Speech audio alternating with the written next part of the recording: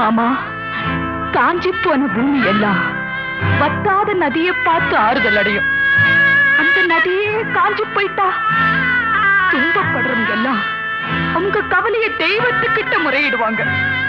ஆனா தெய்வமே கலங்கி நின்னா அந்த தெய்வத்துக்கு யாரால ஆறுதல் சொல்ல முடியும்? தானாடவில்லை அம்மா, சதையாடுது நதி, தந்தை என்றும் பிள்ளை என்றும் விளையாடுது.